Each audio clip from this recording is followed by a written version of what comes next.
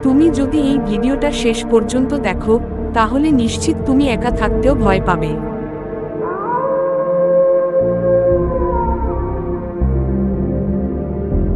এখনই ভালো করে তাকাও, কারণ তুমি যাকে দেখছো সে সবসময়ই তোমাকে দেখছে। তুমি যতই ঘরের মধ্যে নিরাপদ ভাবো, আসলে তুমি কখনোই একা না। আজ রাতটা অন্য রাতের মতো না। এটা সেই রাত যেদিন তুমি বুঝবে কেউ একজন তোমার পেছনে দাঁড়িয়ে আছে, কিন্তু তুমি ঘুরে দেখার আগেই সে তোমাকে দেখে ফেলেছে।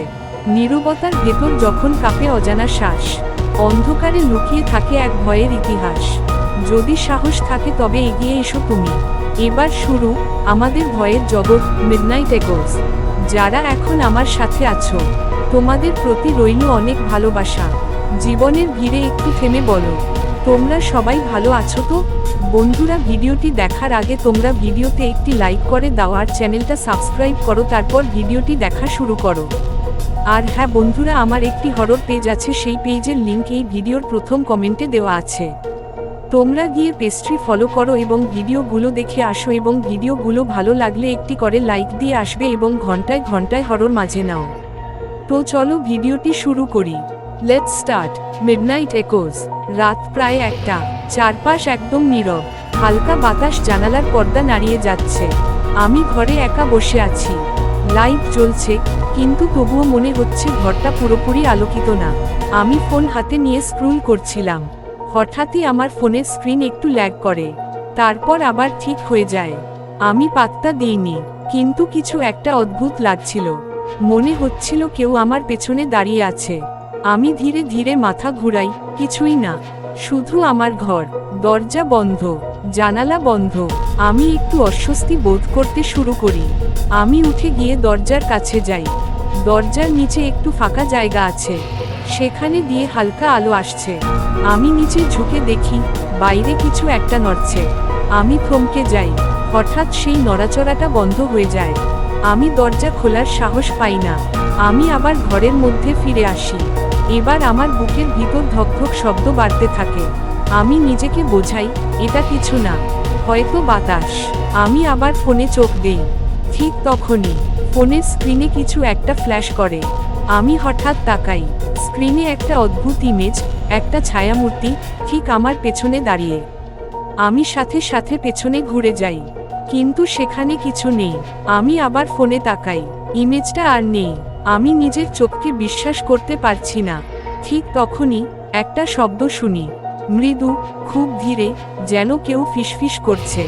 আমি চারপাশে খুঁজতে থাকি। শব্দটা আসছে আমার ঘরের ভেতর থেকেই।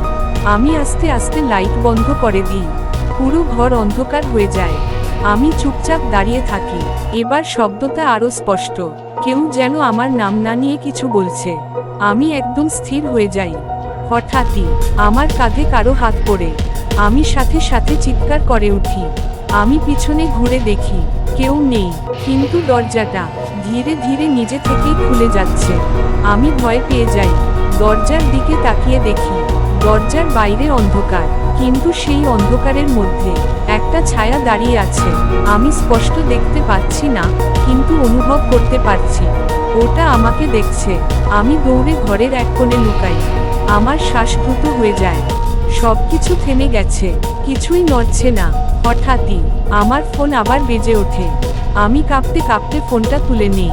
একটা নতুন নোটিফিকেশন। আমি খুলে দেখি, সেখানে লেখা, তুমি যেখানেই থাকো আমি সবসময় তোমার পেছনেই থাকি। আমি ধীরে ধীরে পেছনে তাকাই। এবার আমি যা দেখি তা দেখে আমার শরীর বরফ হয়ে যায়। কারণ আমি যেটাকে ভয় পেতাম সেটা আর দরজার বাইরে নেই। ওটা এখন আমার ঠিক পেছনে দাঁড়িয়ে আছে। নতুন নতুন এরকম আরও অনেক ভিডিও আমার এই চ্যানেলে পাওয়া যায়। চ্যানেলটি সাবস্ক্রাইব করো যাতে আমি নতুন ভিডিও আপলোড করলেই সবার আগে তোমাদের কাছে পৌঁছে যায়। আর বন্ধুরা, আমার একটি হলো পেজ আছে, পেজের লিংক প্রথম কমেন্টে আছে। তোমরা সবাই প্রথম কমেন্ট চেক কর, সেখানে ছোট ছোট অনেক ভয়ঙ্কর কিছু আছে তোমাদের জন্য। যাও গিয়ে পেজটি ফলো করো, ভিডিওতে লাইক করো আর ঘন্টায় ঘন্টায় হরর মজা নাও। আজকের মতো বিদায় নিচ্ছি। সবাই ভালো থাকবেন, সুন্দর থাকবেন, সুস্থ থাকবেন।